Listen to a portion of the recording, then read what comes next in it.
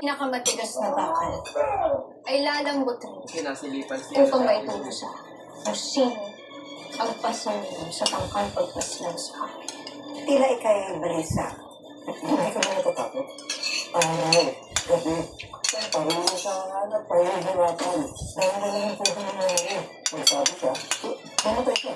So, ililigtas niya ang kanyang sarili. Pagdating sa dulo. Inuulit ko, mag-isa lamang akong kumikilos. Hindi ka maglalakas loob na pagtraidoran ang ating pag. Nang hindi lamang isang beses. Kung walang nag-uusap sa iyo!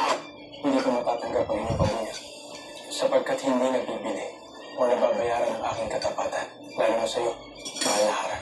Hindi ka na ipagpapalit sa kanyang asawa, lalo na sa kanyang korona at trono. Sapat na sa akin na makitang lagi siya ligtas. Naniniwala akong nasa kanya ang gift ng aking anak. Yun lamang ang papaliwanag kung bakit hanggang ngayon ay hindi pa sinusundo ng mga repre ang kanyang kaluluwa. Mawawa ka, Sandel! Ang kasamaan mo! Kahit ang sakit wala ka nang magagawa.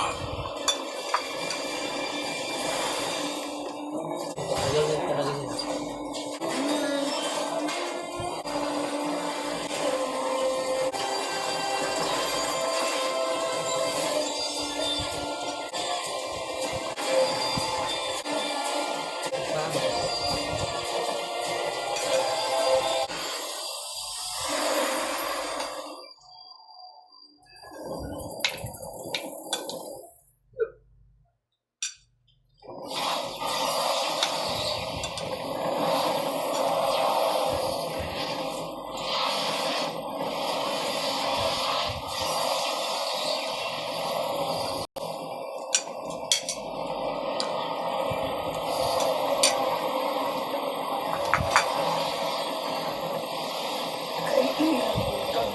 Saan maglaban?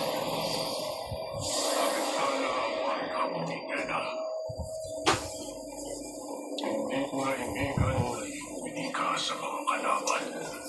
Ang tungkol sa hintre ni Terra. Malinaw na ako ay iyong pinagtaksilan. Patawad, Gargan. Ngunit ako'y nasukol nila. Kaya't napilitan akong sabihin upang sila'y malansi at ako'y makatakas. Maniwala ka. Hindi ko nais na ika'y galitin. Wala kang kalilimutan na ikaw at ang tungkol na yan ay magkatulad sapagkat pareho kayo sa akin.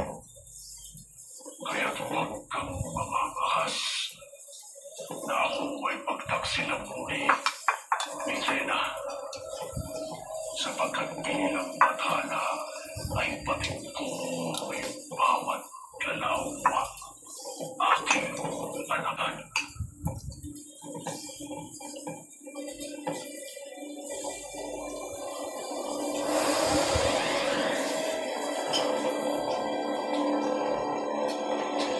Kamangha-manghang panibagong lakas, Ada. Siyang tunay, Ashto Perena. Samantalang nangihina ka pa ng umpisa. Diba'y bunga ng isang dasal ng aking batalyon ng Kashipeya? Marami pa akong nais-isalisay sa inyo. Ngunit ang masasabi ko lamang ay mabuti kinita ang 2 buwan sa Encantadia. At ako'y nabigyan ng panibagong pambihirang lakas. Perena, pinagmamalaki kita. Patid ko, lahat ng paghihirap na pinag-aanan, ipinagmamalaki rin kita, Ada. Sapagkat hindi lang wala bagkus ay mas lalong dumagdag ang apoy sa iyong puso. Avisalayash mo sa inyong lahat. Ngunit, agapi ave, sapagkat hindi natin magawang magdiwang. Dahil sa suliranin natin kay Terra, maging kay Danaya. Tunay nga kayo nasa loob ng brilyante ni Gargan ng Iftre ni Terra. Totoo. Ado!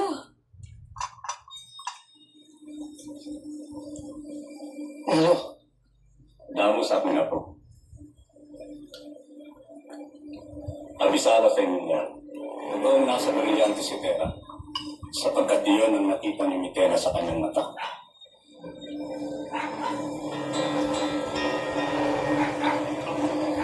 Ngunit nasaan si Denaya?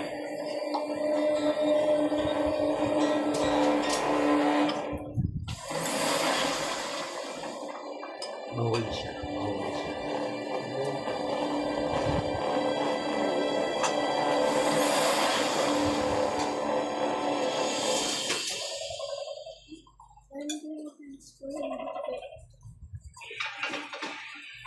Huwag mong malalahan basta habang panahon na mamumulog si Tera sa ng aking brilyante. Pasnaya. Totoo nga.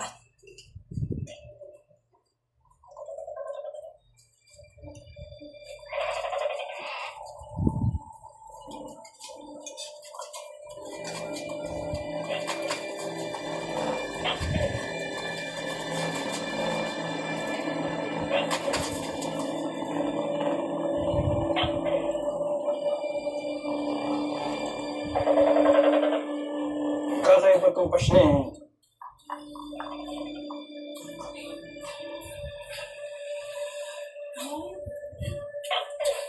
That's a gecko. Yung Tagalog, tuko.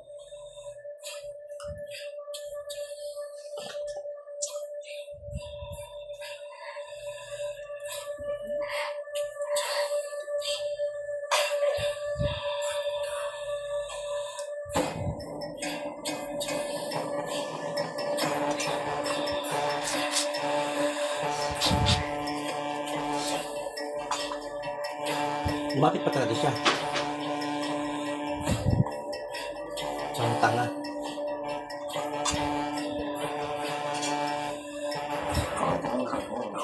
Pasnaya.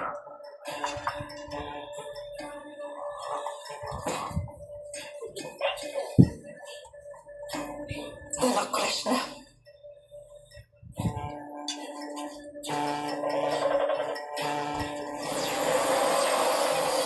Hindi.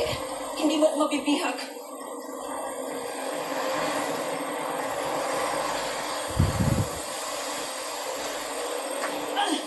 Itiwan mo ako. Pasnaya!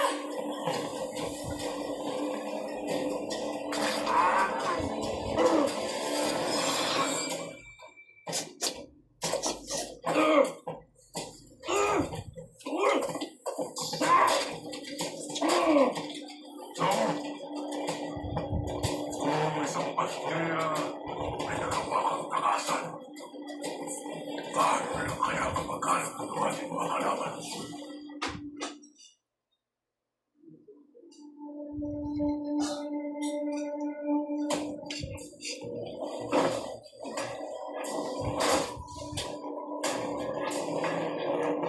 Hahanapin ko si Danaya.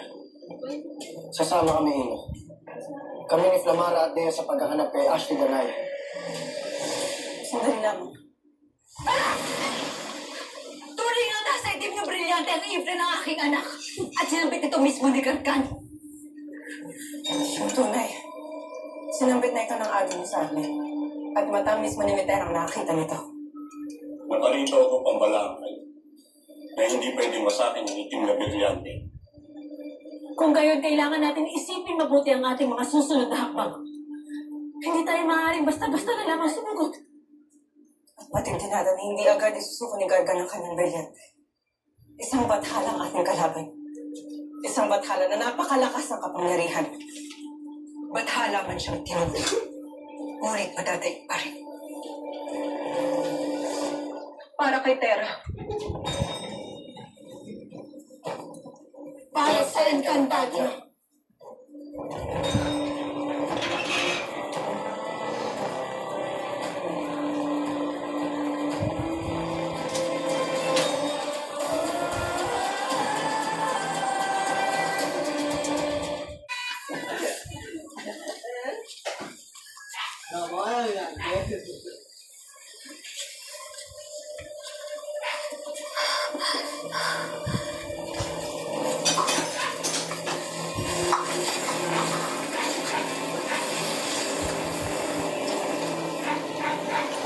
ko na ika'y makapangyarihan. Sapagkat pag-aari ka ni Gargan. Ngunit bilang bago mong tagapangalaga, mayroon akong isang kahilingan. Ibig kong bigyan mo ko ng karagdagang lakas.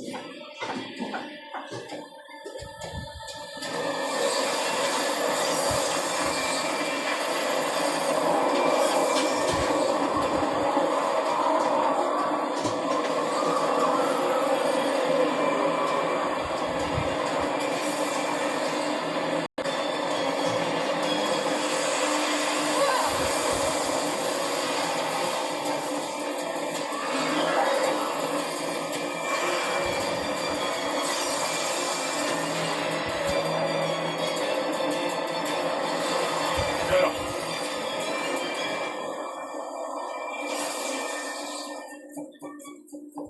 Astea. Ibang ang pagsamantalahin ang armas ng ating bathalang Gargan.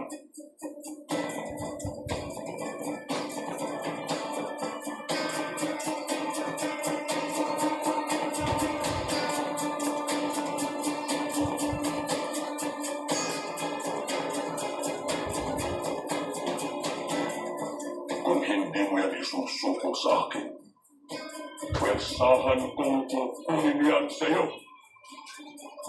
Kunin mo. Kung magagawa mo. Wala akong makikialam.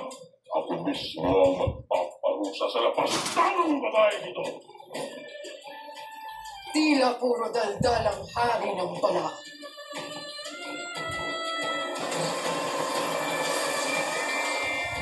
Naiinip na ako. Wala.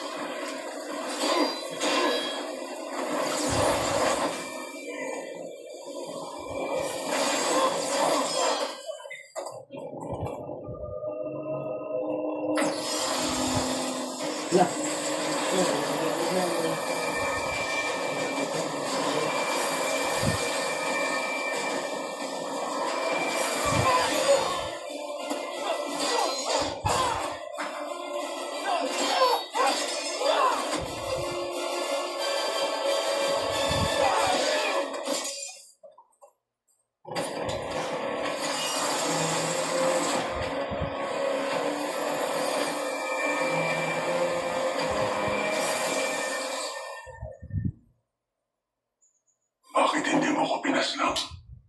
Hindi na. Sapagkat hindi kita balak puksain. Ngunit huwag mo akong muling susubukan. Itigil mo na ang iyong pagtangkang kunin ang sandatang ito. Sapagkat ako mismo ang magbabalik sa ating Panginoong Gargan.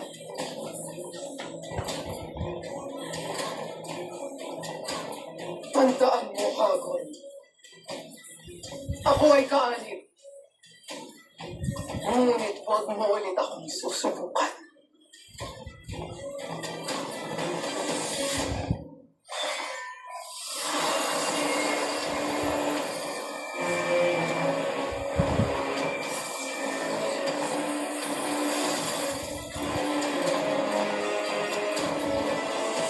Hindi ako hangal.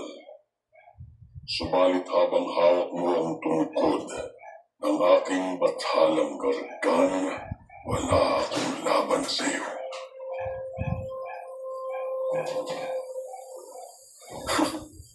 Pero huwag kang magpakasaya sapagkat mababawi ko rin ang tungkod na yan at ako mismo ang papas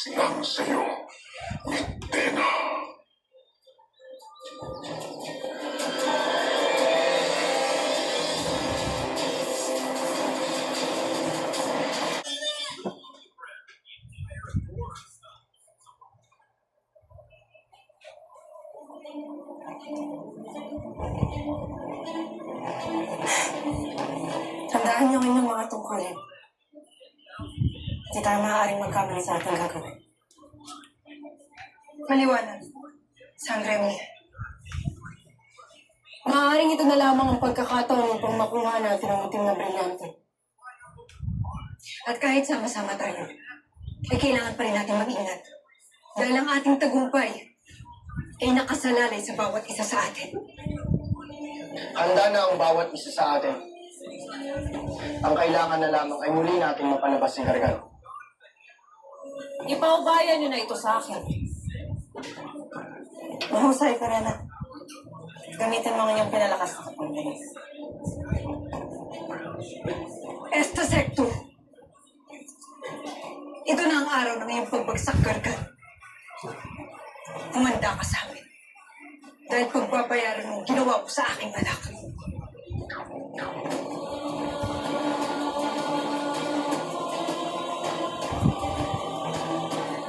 Gargan! Tinatawag kita!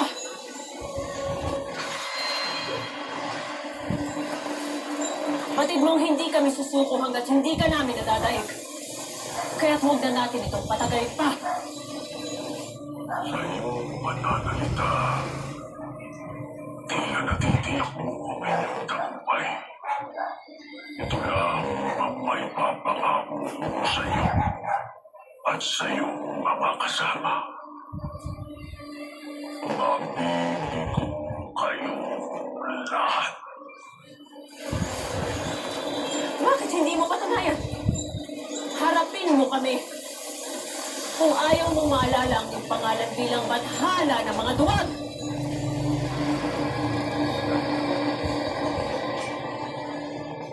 Pagsisisihan mo ang iyong unika, Pirena.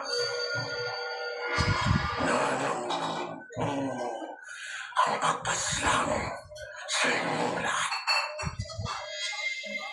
Mawawala ang sagapan sa lahat ng aking mga plan.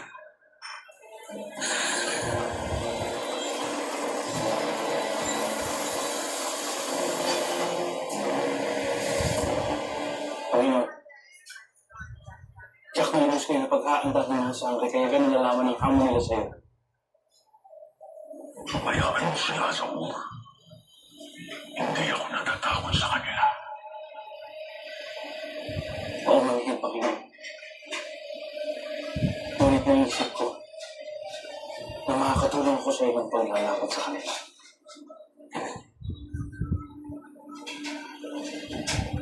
Ikaw,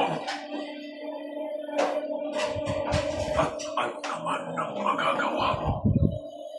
Kung sa isang maliit na pasyayaman wala kang nagawa, sa mga sangre ba kaya? Tama kayo, Panginoon. Ako'y walang silbi laban sa kanila. Sapagkat ako'y mahina lamang. Kung bibigyan niyo ako ng dagdag na kapangyarihan at lakas, magagawa ko ito. Sino ba yan ang nagpatawal? Baka nakakalimutan mo sa na isa akong makapangyarihang bathala. Kaya ko siyang buksain lahat. Ang katotohanan na nanamig ako, makaharap sila.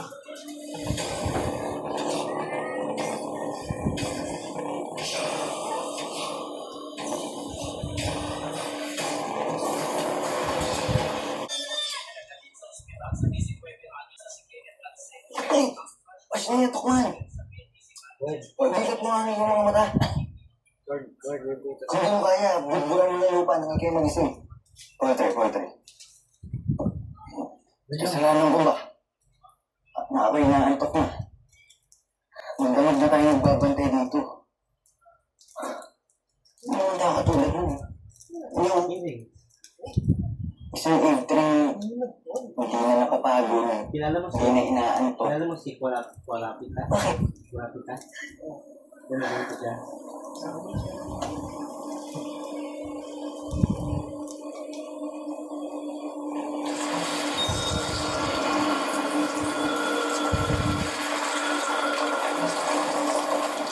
Ano ang nangyayari sa katawan ng aking kapatid?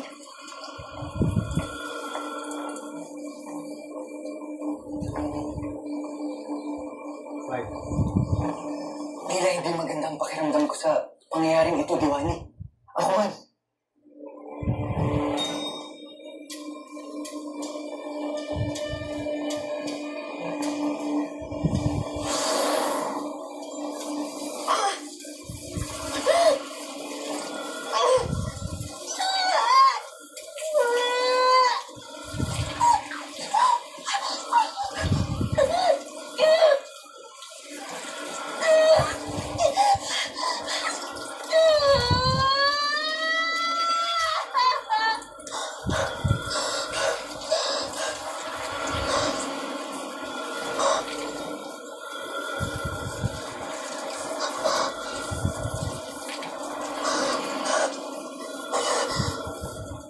Ano to? Naaanggas na ba si Tera? Ano yan? Ano, Ino? Ano yan? Anong ibig sabihin nito? Magiging apo na rin ang aking kapatid? Maging batalungan. Masyado nang matagal na magkahiwalay ang Trinitera at ang kanyang katawan. Kaya tama kayo, Mira, Kaya, nagsisimula ng magda sa katawan niya. Hindi ito maaari. Kung mawala ang katawan ni Tera, wala nang babalikan ng kanyang itre. Pero Ino, baka meron kang kapangyarihan dyan. Sige, gagamitin mo na mag-magic ka na para lang mapabagal man lang tong pagdikay ni Tera, oh. Dikay? Diki yung pag-agnas mismo. Sige na, mag-orasyon ka na.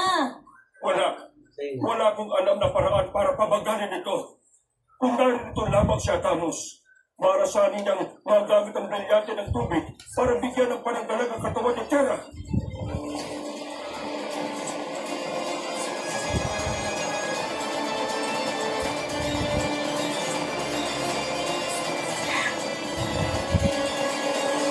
May bumabagabag ba sa'yo? Hindi ko lang maiwasang isipin ang sinabi sa akin ng Tena tungkol sa propesya. Papaano kung tayo nabi ko? Papaano kung tayo ang sumunod na lapas lang?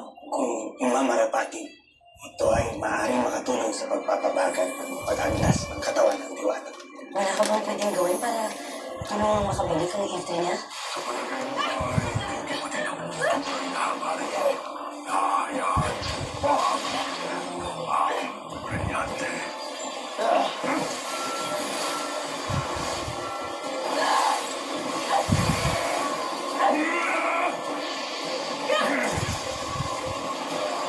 Ito, siguro din yung siguro.